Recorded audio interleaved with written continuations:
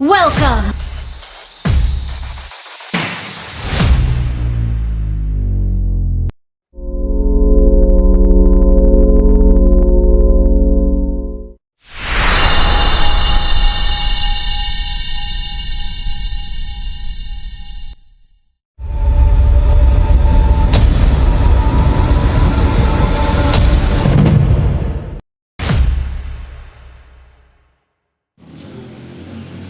Hai teman-teman semuanya. Di video ini, saya dan teman-teman saya akan membahas tentang pergolakan di awal masa revolusi. Sebelumnya, apa sih itu revolusi Indonesia? Mari kita bahas. Revolusi Indonesia adalah konflik bersenjata dan diplomasi antara Republik Indonesia yang baru lahir dengan Kerajaan Belanda yang didukung oleh Sekutu Inggris. Terjadi dari 17 Agustus 1945 hingga pengakuan kedaulatan Indonesia oleh Belanda pada 29 Desember 1949. Pada masa awal kemerdekaan, situasi keamanan sangat kacau, terjadi pergolakan di berbagai daerah. Pergolakan di awal revolusi terbagi menjadi dua, yaitu revolusi sosial dan pergolakan melawan tentara asing. Selanjutnya, beberapa pergolakan yang akan disampaikan oleh teman saya. Jangan lupa like, subscribe, and komen ya! Beberapa pergolakan yang terjadi pada masa awal kemerdekaan. Yang pertama, pemberontakan PKI Madiun tahun 1948. PKI atau juga disebut sebagai Partai Komunis Indonesia berusaha menggulingkan pemerintahan yang sah dan mendirikan negara berideologi komunis. Pemberontakan ini berhasil ditumpas oleh TNI. Yang kedua, pemberontakan DI atau TII atau juga disebut sebagai Darul Islam atau Tentara Islam Indonesia dipimpin oleh Kartosuwiryo. Pemberontakan ini bertujuan mendirikan negara Islam Indonesia dan menolak Republik Indonesia. Pemberontakan ini berlangsung selama beberapa tahun dan baru dapat ditumpas pada tahun 1962. Yang ketiga, pemberontakan Andi Aziz. Pemberontakan ini terjadi di Makassar dan dipimpin oleh Andi Aziz, seorang mantan perwira KNIL atau Tentara Kerajaan Hindia Belanda. Selain pemberontakan tersebut, ada juga pergolakan lain seperti pemberontakan APRA, Angkatan Perang Ratu Adil, dipimpin oleh Raimono Sterling. Pemberontakan ini bertujuan mempertahankan bentuk negara federal, RIS Republik Indonesia Serikat. Pemberontakan Republik Maluku Selatan bertujuan memisahkan diri dari RIS dan mendirikan negara sendiri. Dan selanjutnya PRRI atau Permesta, gerakan separatis yang terjadi di beberapa daerah di Sumatera dan Sulawesi. Penyebab pergolakan ini kompleks. Namun, beberapa faktor yang berperan adalah yang pertama, ketidakpuasan terhadap pemerintah. Beberapa kelompok merasa tidak puas dengan kebijakan pemerintah, baik dalam bidang politik maupun ekonomi.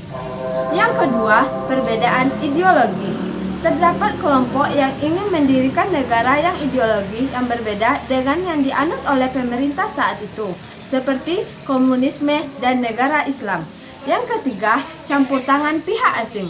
Belanda dan pihak asing lainnya mencoba untuk memanfaatkan pergolakan ini untuk kepentingan mereka sendiri. Pergolakan pada awal kemerdekaan memberikan dampak yang signifikan bagi bangsa Indonesia, termasuk pertama, korban jiwa. Banyak korban jiwa yang berjatuhan akibat konflik bersenjata.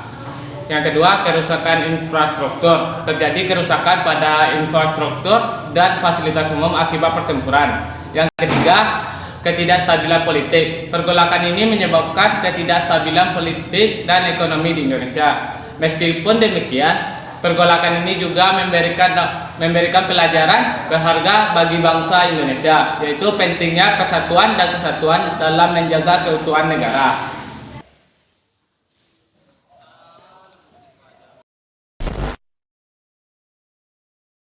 Pengambil alihan kekuasaan Jepang di Yogyakarta adalah ketidakpuasan masyarakat pribumi terhadap sikap Jepang yang semena-mena. Terjadi pada tanggal 26 September 1945. Aksi perebutan kekuasaan dimulai pada pukul 10 pagi dengan puncak aksi ditandai dengan mogok kerja. mogok kerja dilakukan oleh para pegawai yang bekerja di perkantoran Jepang. Mereka menuntut Jepang menyerahkan semua kantor kepada Indonesia. Komite Nasional Indonesia (NKRI) daerah Jakarta akhirnya menyerahkan bahwa kekuasaan Jepang telah kembali pada pemerintah Indonesia pada tanggal 27 September 1945. Yuk simak kronologi Revolusi Indonesia. Revolusi Indonesia. Pada tanggal 17 Agustus 1945, Soekarno membacakan teks proklamasi yang dirancangnya bersama beberapa tokoh di rumah Soekarno. Setelah proklamasi selesai dibacakan, dikibarkanlah bendera merah putih yang dijahit oleh Ibu Fatmawati, istri dari Soekarno. Akan tetapi Belanda kembali datang, mereka berusaha untuk menguasai kembali Indonesia. Rakyat Indonesia pun tidak terima dan mulai melakukan perlawanan. Saat itulah perjuangan revolusi Indonesia dimulai.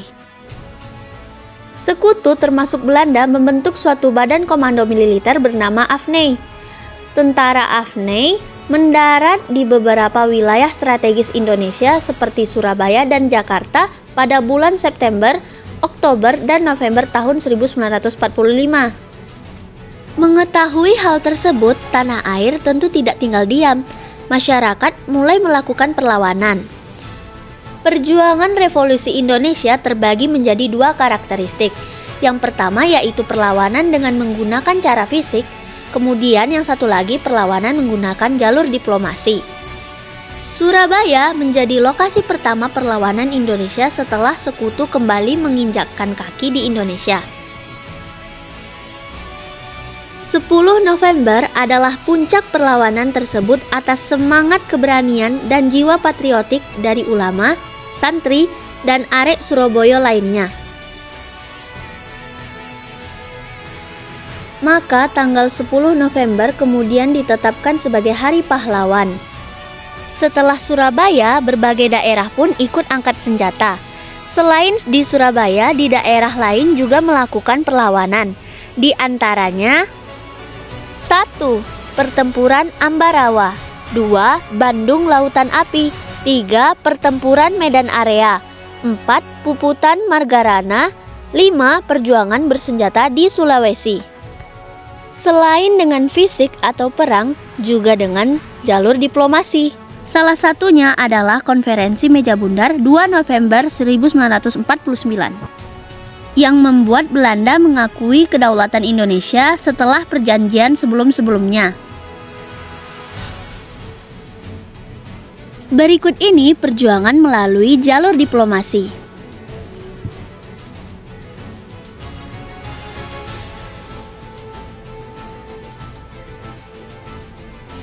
Jika diperhatikan, proses perlawanan rakyat Indonesia terhadap upaya pendudukan kembali yang dilakukan oleh Belanda yang dibantu Sekutu kurang lebih selama 5 tahun. Revolusi Indonesia terjadi mulai dari tahun 1945 sampai Belanda dan para sekutu mengakui kedaulatan Indonesia pada akhir tahun 1949.